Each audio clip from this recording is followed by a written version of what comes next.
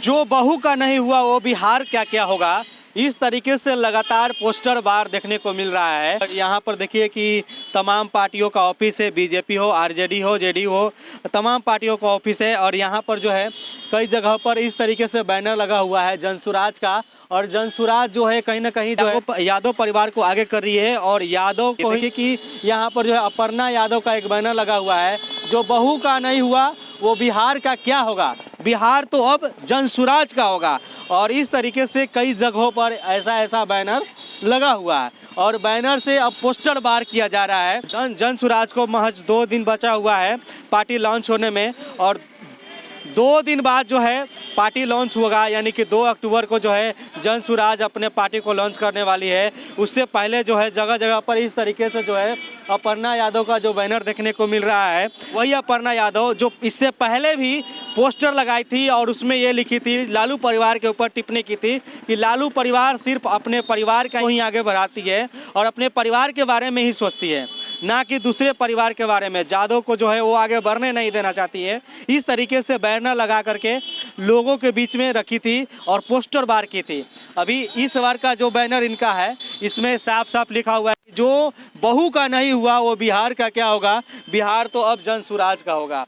और कहीं ना कहीं देखा जाए तो प्रशांत किशोर जो है अपर्णा यादव को आगे ला करके, यानी कि अपर्णा यादव से ही यादव परिवार के ऊपर और आरजेडी के ऊपर टिप्पणी करवा रही है और उसके ऊपर जो है ये सारे चीज़ करवा रही है।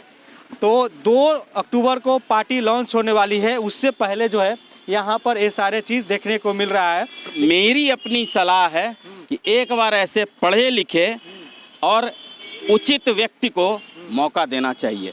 जहाँ तक बात है 1 करोड़ लोगों के साथ एक साथ लॉन्च होना, यानी कि बिहार की जनसंख्या के लगभग 6.5-7% लोगों को एक साथ लेकर आना और पार्टी लॉन्च करना, यानी 10% वोट तो उनके साथ वैसे ही दिख रहा है।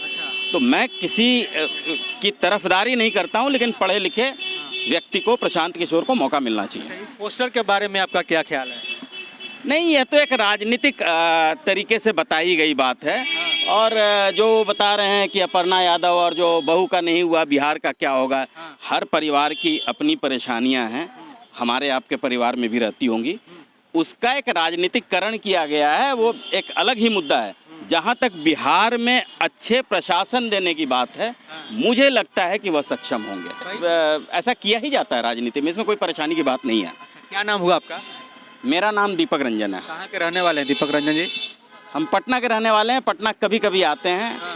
अभी आए। पटना के रहने वाले पटना कभी कभी आते हैं? पटना हमारा घर है और नौकरी पेशे की वजह से दूसरी जगहों में रहता हूँ। अच्छा, तो आप बिहार के सबसे अच्छा लीडर के बारे में किनके अगर बात किया जाए तो आपके नज़र में कौन होंगे? अलग अलग समय में अलग अलग नेता हुए हैं जिन्होंने बिहार का उत्थान किया है। अभी वर्तमान समय में अगर देखा जाए तो, अगर वर्तमान की बात की जाए तो पढ़े लिखे लोगों में देखिए 36 वर्ष जिनने राज किया वो बता रहे हैं बिहार से गरीबी हटाना है। अच्छा। वो बता रहे हैं रोजगार देना है, महंगाई हटानी है। तो 36 वर्ष क्या किए? अच्छा। यह एक बहुत ही मतलब, और बिहारी होने का दंश बिहारी जो बाहर में हैं वो जानते हैं कि बुद्ध की धरती, महावीर की धरती, चाणक्य की धरती के लोग बाहर में गलत तरीके से ट्रीट किए जा रहे हैं। तो यह बोलना कि बहुत ज़्यादा कुछ उत्थान करा दिया है बिहार का, यह नहीं हुआ है, गलत बात है। और बिहारियों में बहुत दम है और प्रशांत किशोर भी उसी तरीके से बाहर में वह दंश झेल कर आए हैं। तो मेरा ख्याल है वो इस दर्द को समझते हैं। आप बाहर रहते हैं तो बाहर में बिहारी मतलब लोग गाली समझते हैं, बिहारी कह के लोग आलोचना करते हैं। आप जिस भी ऑर्गेनाइजेशन में काम करते हैं, मैं अच्छे प्रतिष्ठित पद पर हैं, सामने में कोई ना बोले। कॉरपोरेट्स में भी बिहारियों का देखिए अभी 33% लीडरशिप में उनकी भागीदारी है। ब्यूरोक्रेसी में भी मेरे ख्याल से 40% से ज़्यादा की भागीदारी है। अगर आप केंद्र में नेताओं को देखेंगे, राजनेताओं को भी देखेंगे, तो मुझे लगता है कि 20-25% से ज़्यादा की भागीदारी है।